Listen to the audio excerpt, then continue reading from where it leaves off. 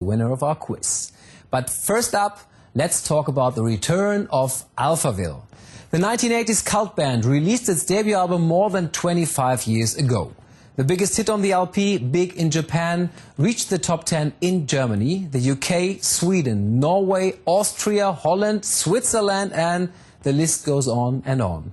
But the band's second album was less well received, and after that we didn't hear much from Alphaville. Now, the synth-pop combo is back in the spotlight with a brand new record. And we spent some time with band leader Marian Gold in Berlin.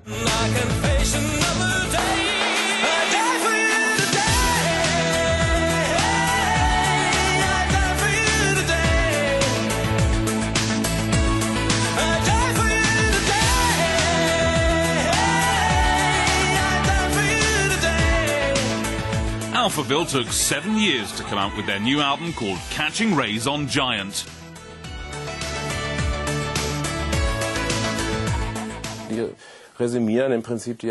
We're summing up the events of recent years. It takes us a long time to gather enough new material, and for me to have the feeling that it's worth it to make a statement about something new.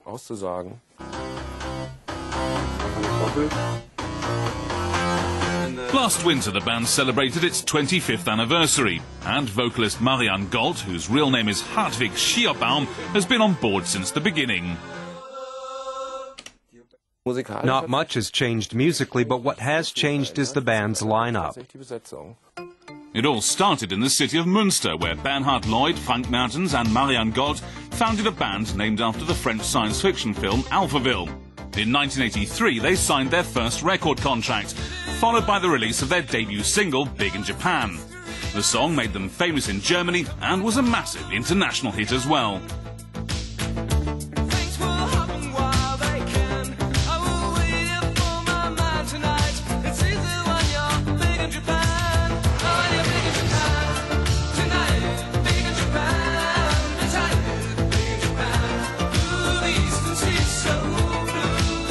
It was a big international success because we sang it in English. If we'd have sung it in German, we would have needed an English translation. But we wanted to write lyrics in English because that's the music we grew up with, and none of us had a problem with the English language. It was totally uncool to write lyrics in English at the time, but that's proof that we didn't care about the latest fads and trends in the current music world. The synth-pop trio quickly gained a large following, with their first album, Forever Young, selling some 2.5 million copies. But it was then that keyboardist Frank Mertens decided to quit the band.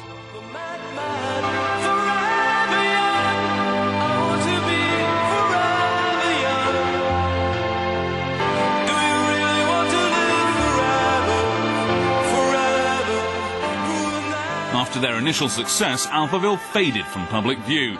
They put out 6 more albums in the coming years, but none equaled the success of Forever Young. Still, the remaining band members didn't give up.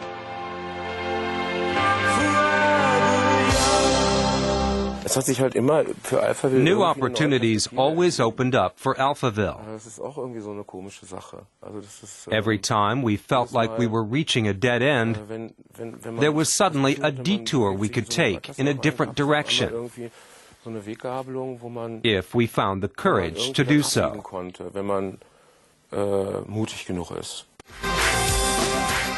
It took a lot of courage to perform on stage again in the mid-90s, after the band had taken a 10-year break from touring.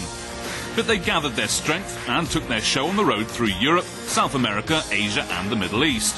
They even celebrated their 25th anniversary on stage.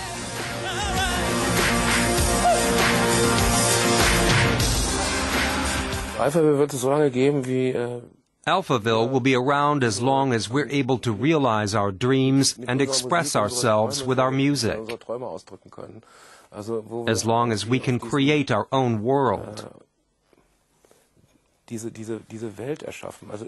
I just put together the track list from our new album, and I realized it's actually a concept album, even though it wasn't planned that way. But somehow the last song fit like the last piece of a puzzle, and suddenly you could see the whole picture in front of you. And this is the album the band will be taking on tour next year.